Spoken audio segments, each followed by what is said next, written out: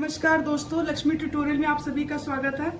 आज से मैंने NCERT fine art and culture से प्रश्नों को तैयार करना शुरू किया है। तो आज मैंने कुछ प्रश्न भी तैयार किए हैं, इससे इम्पोर्टेंट है ये। तो सिंधु घाटी की कलाएं, ये जो पहला चैप्टर है, इसी से मैंने प्रश्नों को तैयार किया है। तो थोड़ा सा मैं इसका एक सामान्य परिचय देना चाहूंगी कि सिंधु की घाटी में जो कला का जो उद्भव हुआ था वो ईसा पूर्व 3वीं शताब्दी के उत्तरार्ध में हुआ। और ये जो सभ्यता थी उसके विभिन्न स्थल से कला के जो रूप प्राप्त हुए, जैसे प्रतिमाएं, मुहरे, मिट्टी के बर्तन, आभूषण, पकी हुई मिट्टियां और मिट्टी की मूर्तियां आदि शामिल हैं, ये सब मिले। तो उसमें जो वर्तमान में जो दो स्थल हैं, जैसे हड़प्पा और मोहनजोदड़ो, हड़प्पा नॉर्थ में है और जो ये मोहनजोदड़ो है वो साउथ में, और ये दोनों ही पाक में स्थित हैं। दोनों ही सुंदर नगर नियोजन कला के प्राचीनतम उदाहरण हैं। तो आज जो मैंने ये प्रश्न बनाया है तो इसी सिंधु घाटी की जो कलाएं उससे संबंधित है। तो हड़प्पा और मोहनजोदड़ो से ही संबंधित प्रश्न है। तो चलिए शुरू करते हैं। देखेंगे इसमें हम इसकी हड़प्पा और मोहनजोदड़ो की जो विशेषताएं हैं, इसके नगर विन्यास कैसा रहा है और यहाँ से क्या वस्तुएं मिली हैं, कौन सी प्रतिमाएं, कौन सी मोहरें प्राप्त हुई हैं। तो चलिए देखते हैं, शुरू करते हैं प्रश्नों को।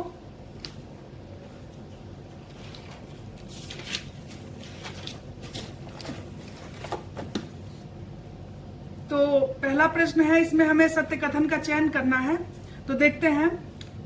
पहला कथन है, सिंधु घाटी में कला का उद्भव ईसा पूर्व 3वीं शताब्दी के उत्तरार्ध में हुआ। दूसरा है, इस सभ्यता के विभिन्न स्थलों में कला के जो रूप प्राप्त हुए उनमें प्रतिमाएं, मुहरे, मिट्टी के बर्तन, आभूषण तथा मिट्टी की मूर्तियां आदि शामिल हैं। और ये दोनों ही कथन बिल्कुल सही हैं। दूसरा है, निम्नलिखित में से सही सुमेलित नहीं है। देखते हैं, ये स्थान दिए गए हैं, ये जो स्थल प्राप्त हुए हैं और कहाँ से प्राप्त हुए हैं ये देखना हमें। धौलावीरा गुजरात, कालीबंगा हरियाणा, राखीगढ़ी राजस्थान, रोपड़ पंजाब, लोथल गुजरात।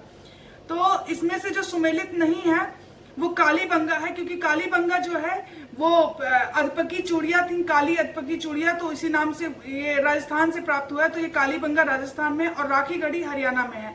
तो ये दोनों सुमेलित नहीं है। बाकी धौलावीरा गुजरात से है, रोपड़ पंजाब और लोथल गुजरात। तो इसमें से दूसरा और तीसरा सुमेलित नहीं है। ये कई बार हर एक एग्जाम में पूछा जाता है, खास करके स्टेट पीएससी का तो शायद फेवरेट क्वेश्चन इससे पूछता है हर बार। तो चलिए शुरू करते हैं अगला प्रश्न। अगला है, निम्नलिखित में से असत्य कथन का चयन करें। इसमें हमें असत्य कथन का चयन करना है। पहला है, हड़प्पा के लोग कांसे की ढलाई में प्रवीण थे तथा वे बड़े पैमाने पर ढलाई करते थे। कह रहा है जो हड़प्पाई लोग थे वो कांसे की ढलाई में प्रवीण थे और वे बड़े पैमाने पर ढलाई भी करते थे। दूसरा है, कांसे की मूर्तियों में मनुष्यों और जानवरों की मूर्तियां थी। तो कांसे की जो मूर्तियां प्राप्त हुई है, तो जो मूर्तियां प्राप्त हुई उसी से पता चलता है कि कांसे की जो मूर्तियां थी उसमें मनुष्य और जानवरों की मूर्तियां ही थी। तीसरा है, मानव मूर्तियों में सर्वोत्तम कांस्य प्रतिमाएं थी और सर्वोत्तम जो थी वो कांस्य प्रतिमाएं ही थी मानव मूर्तियों में। चौथा है, लोथल से तांबे का कुत्ता और पक्षी, जबकि कालीबंगा से सांड की मूर्तियां प्राप्त हुई हैं। ये हड़प्पा और मोहनजोदड़ो में पाई गई तांबे कांसे की मानव मूर्तियां जितनी उच्च कोटि की नहीं है। ये कह रहा है कि जो लोथल से जो तांबे का कुत्ता और पक्षी मिला है और कालीबंगा से जो सांड की मूर्ति मिली है, ये हड़प्पा और मोहनजोदड़ो में जो तांबे और कांसे की मानव मूर्तियां पाई गई हैं उतनी उच्च कोटि की नहीं है, लेकिन हाँ यहाँ भी पाई गई हैं। ये सभी कथन है और हमें बताना है कि कौन सा असत्य है। तो यही कथन ही असत्य है। लोथल से तांबे का कुत्ता और पक्षी और कालीबंगा से सांड की मूर्तियां प्राप्त हुई हैं और ये हड़प्पा और मोहनजोदड़ो में पाई गई जो तांबे की कांसे की मानव मूर्तियां हैं उनके जितनी उच्च कोटि की नहीं है, ऐसा बिल्कुल नहीं है। ये उतनी उससे ज्यादा ही उच्च कोटि की है। तो ये चौथा ही कथन गलत है। अगला प्रश्न देखते हैं, निम्नलिखित में से सत्य कथन का चयन करें। तो पहला कथन है, सिंधु घाटी के लोग मिट्टी की मूर्तियां भी बनाते थे किंतु वे पत्थर और कांसे की मूर्तियां जितनी बढ़िया नहीं होती थी। ये कह रहा है कि सिंधु घाटी के जो लोग थे वो मिट्टी की मूर्तियां भी बनाते थे, लेकिन जो वो पत्थर और कांसे की मूर्तियां बनाते थे उतनी ज्यादा अच्छी नहीं होती थी। दूसरा है कि सिंधु घाटी की मूर्तियों में मातृ देवी की प्रतिमाएं अधिक उल्लेखनीय और ये मिट्टी की बनती थी। जो सिंधु घाटी की जो मूर्तियां हैं उसमें मातृ देवी की जो प्रतिमाएं हैं वो बहुत ज्यादा उल्लेखनीय है। और ये बनती किससे थी? ये मिट्टी से ही बनती थी। सिंधु घाटी की जो मातृ देवी की मूर्तियां थी वो मिट्टी से बनती थी। तो ये दोनों ही कथन बिल्कुल सही है कि सिंधु घाटी के लोग मिट्टी की मूर्तियां बनाते थे और वे पत्थर और कांसे की मूर्तियां जितनी बढ़िया नहीं होती थी, क्योंकि पत्थर और कांसे की मूर्तियां ज्यादा बढ़िया होती थी। और सिंधु घाटी की मूर्तियों में मातृ देवी की प्रतिमाएं बहुत ज्यादा उल्लेखनीय है, अधिक उल्लेखनीय है। और ये मिट्टी की ही बनी होती थी जो मातृ देवी की मूर्तियां थी। और दोनों ही कथन बिल्कुल सही है। अगला प्रश्न देखते हैं। पहला कथन है, हड़प्पा और मोहनजोदाड़ो में पाई गई पत्थर की मूर्तियां संख्या की दृष्टि से अधिक नहीं है किंतु कला की दृष्टि से उच्च कोटि की हैं।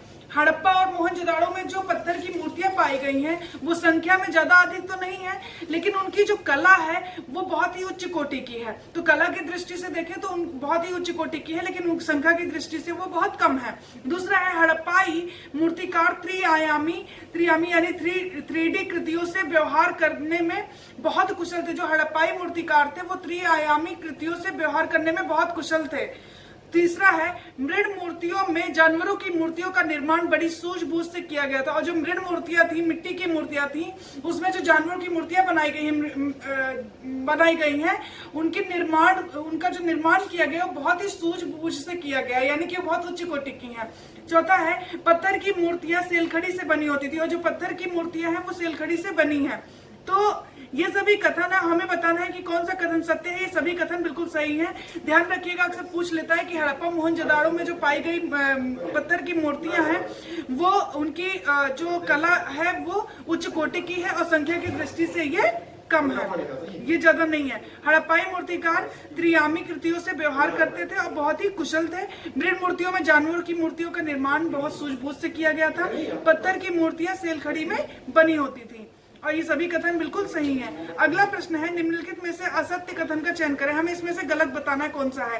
पहला है, टेराकोटा मूर्तियां बनाने के लिए पकी हुई मिट्टी को उपयोग किया जाता था, परंतु ये कांसे की तुलना में टेराकोटा की मूर्तियां कम संख्या में पाई गई हैं। ये आकार एवं रूप में अनगढ़ है।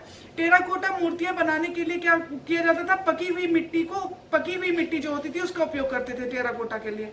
और लेकिन ये जो कांसे की तुलना में ये जो टेराकोटा की मूर्तियां हैं बहुत कम संख्या में हैं और इनका आकार और रूप भी अनगढ़ है। तो ये टेराकोटा की मूर्तियां, कहने का मतलब यह है कि इनका आकार और रूप बिल्कुल सही नहीं है, अनगढ़ा हुआ है, गढ़ा हुआ नहीं है। और टेराकोटा की मूर्तियां संख्या में भी कम पाई गई हैं कांसे की तुलना में, और इनका पकी हुई मिट्टी से उपयोग किया जाता था टेराकोटा मूर्तियों में।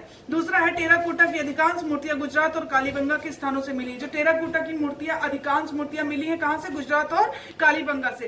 तो टेराकोटा की अधिकांश मूर्तियां गुजरात और कालीबंगा के स्थलों से मिली है। चौथा है, सिंधु घाटी की मूर्तियों में मातृ देवी की प्रतिमाएं अधिक उल्लेखनीय है। सिंधु घाटी की मूर्तियों में मातृ देवी की प्रतिमाएं बहुत उल्लेखनीय है, मिट्टी की बनी थी। पिछले प्रश्न में हमने देखा भी था कि जो ये मूर्तियां थी ये बहुत ही मातृ देवी की प्रतिमाएं बहुत अधिक उल्लेखनीय है और ये मिट्टी की ही बनती थी। सिंधु घाटी की मातृ देवी की मूर्तियां मिट्टी से बनी होती थी। और हमें इसमें से गलत कथन देखना था। असत्य कौन सा है? कोई भी असत्य नहीं है, इनमें से कोई भी असत्य नहीं है। अगला प्रश्न देखते हैं। निम्नलिखित कथनों पर विचार करें। तो पहला है, सुरकोटदा से घोड़े की हड्डियों का पहला वास्तविक अवशेष मिला है। सुरकोटदा से घोड़े की हड्डियों का पहला अवशेष मिला है। दूसरा है, हरियाणा में बनवाली अरिये गलियों वाला एकमात्र नगर है। हरियाणा में जो बनवाली स्थल है वो अरिये गलियों वाला एकमात्र नगर है। तीसरा है, हरियाणा में राखी गढ़ी सिंधु घाटी सभ्यता का सबसे बड़ा स्थल माना जाता है। जो हरियाणा का राखी गढ़ी है वो सिंधु घाटी सभ्यता का सबसे बड़ा स्थल माना जाता है। यहाँ से अन्नागार, कब्रिस्तान, नालियां, टेराकोटा की ईंटें मिली हैं। इसे हड़प्पा सभ्यता की प्रांतीय राजधानी भी कहा जाता है। ये तीसरा कथन है। चौथा है, पाकिस्तान के कोटाबाला से पाकिस्तान के कोटाबाला से भट्टी के प्राचीनतम प्रमाण मिले। भट्टी के जो प्राचीनतम प्रमाण मिले हैं वो पाकिस्तान के कोटाबाला से मिले हैं। तथा मेहरगढ़ को सिंधु सभ्यता का अग्रदूत माना जाता है। तो सिंधु घाटी सभ्यता का जो अग्रदूत है वो मेहरगढ़ है। पाकिस्तान के कोटबाला से भट्टी के प्राचीनतम प्रमाण मिले हैं। सुरकोटदा से घोड़े की हड्डियों का पहला वास्तविक अवशेष मिला है। हरियाणा में बनवाली अरिय गलियों वाला एकमात्र नगर है। हरियाणा में राखीगढ़ी सिंधु घाटी सभ्यता का सबसे बड़ा स्थल है और प्रांतीय राजधानी भी है। तो पूछा जा सकता है कि सिंधु घाटी सभ्यता का प्रांतीय राजधानी क्या है, वो है राखीगढ़ी, और जो सिंधु घाटी सभ्यता का अग्रदूत है वो मेहरगढ़ है। और कब्रिस्तान, नालिया, टेराकोटा की ईंटें मिली है और नगार भी मिले। कहां से? राखीगढ़ी से, जो कि हरियाणा में है। ये सभी कथन थे और ये सभी कथन बिल्कुल सत्य हैं। अगले प्रश्न पे आते हैं। ये स्थल दिए गए हैं और ये पुरातात्विक प्राप्तियां। तो स्थल से कहां से ये प्राप्तियां मिली, पुरातात्विक प्राप्तियां कहां से हुई हैं? तो देखते हैं, स्थल है बालू। तो बालू से क्या मिला है? लहसुन के सबसे प्रारंभिक साक्ष्य। लहसुन के जो प्रारंभिक साक्ष्य मिले हैं वो कहां से मिले हैं? बालू स्थल से।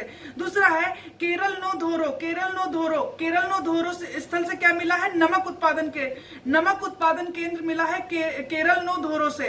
और चनहुदड़ो से क्या मिला है? बिनागढ़ वाला शहर। बिनागढ़ वाला, वहां पे कोई गढ़ नहीं है, बिनागढ़ वाला शहर चनहुदड़ो से मिला है। बालाथल से क्या मिला है? अग्निवेदिकाएं।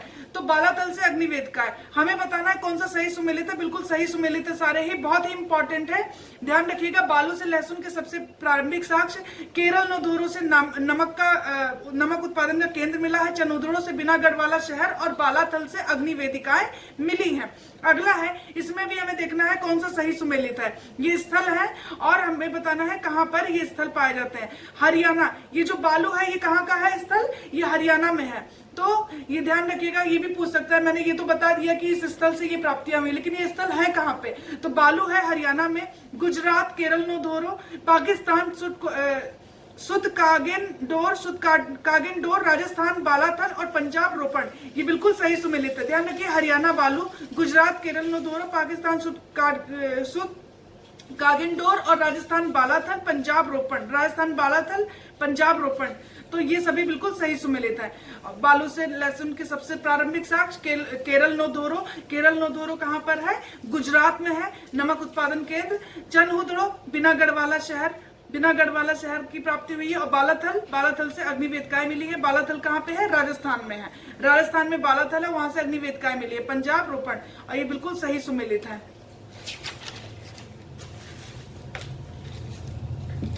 अगला प्रश्न है, हड़प्पाई मोहरे जो मुद्राएं हैं के संदर्भ में निम्नलिखित कथनों पर विचार करें। तो हड़प्पाई मोहरे जो है उसके संदर्भ में कुछ कथन दिए गए हैं, हमें देखना कौन से कथन सही हैं। पुरातत्वविदों को हजारों की संख्या में मोहरें मिली जो आमतौर पर सेलखड़ी और कभी कभी गोमेद, चकमक पत्थर या तांबा, कांसा और मिट्टी से बनाई गई थी। जो पुरातत्वविद हैं उनको हजारों संख्या में मिली हैं मोहरें जो, तो वो आमतौर पर किससे बनी होती थी? सेलखड़ी, और कभी कभी गोमेद, चकमक पत्थर, तांबा, कांस और मिट्टी से भी बनाई गई थी। दूसरा है, ये मुद्राएं, ये जो मोहरे हैं, मोहरे बाजूबंद के तौर पर भी लोगों द्वारा पहनी जाती थी। कुछ मुद्राएं हाथी दांत की भी बनाई गई थी। ये जो मुद्राएं थी, ये जो मोहरे थी, ये बाजूबंद यानी कि हाथ पे मतलब यहाँ भुजाओं के पास ये पहनी जाती थी लोगों द्वारा, और कुछ मुद्राएं हाथी दांत की भी बनी होती थी। तीसरा है, अधिकतर मुद्राओं पर जानवरों की आकृतियां बनी हैं। हड़प्पा की मानक मुद्रा 2x2 इंच की वर्गाकार पट्टियां होती थी। तो अधिकतर मुद्राएं जानवरों की आकृतियां भी बनी होती थी, और हड़प्पा की जो मानक मुद्रा थी उसका ये वर्गाकार पट्टियां होती थी, और कितने में? 2x2 इंच की होती थी।